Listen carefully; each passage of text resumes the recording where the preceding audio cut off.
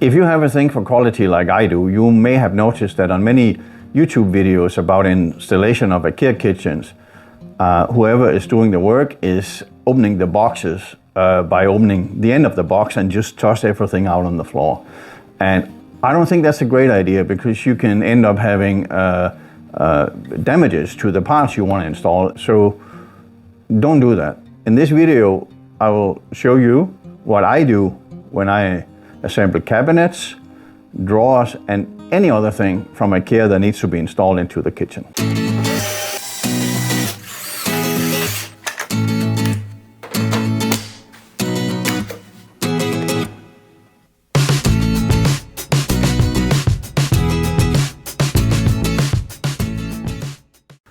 So here I am assembling a wall cabinet, and I know there's probably 100 ways of doing this, but I want to share with you how I do it. And I do assemble a lot of cabinets since I install a full IKEA kitchen every single week, year in, year out. So what I want to share with you is that I try to empty the box and do whatever needs to be done with the item I take out of the box before I put it away. I have found that way I not only save time, since I can assemble a cabinet faster, but I can also keep everything within the box when I start assembling, and that means that I can avoid getting damages to the parts I take out. I find it totally unacceptable to deliver a product to my clients where I have made dents in drawers and doors and cabinets for that matter as well. So I have adapted this inside the box assembly.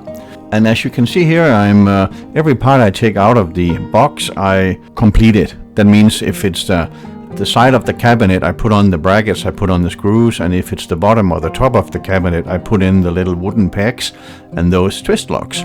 So when I get to the bottom of the box, I can remove the back panel of the cabinet, and then I can put in the screws and the bracket on that one gable. And then I pick up the parts I just took out and put the cabinet back together. And what I achieved by this is that I am assembling everything on a piece of that cardboard that the cabinet came in, right? So as you can see here now, the cabinet is fully assembled, and it has really not left that piece of cardboard. When I'm assembling drawers, I am using the exact same method. And what you will notice is that the drawer front will not leave that piece of cardboard that it was delivered in before it actually goes inside the cabinets as a finished drawer. I do start by assembling the bottom of the drawer, all the hardware, and I can put that aside. And then I add all the small brackets to the front of the drawer.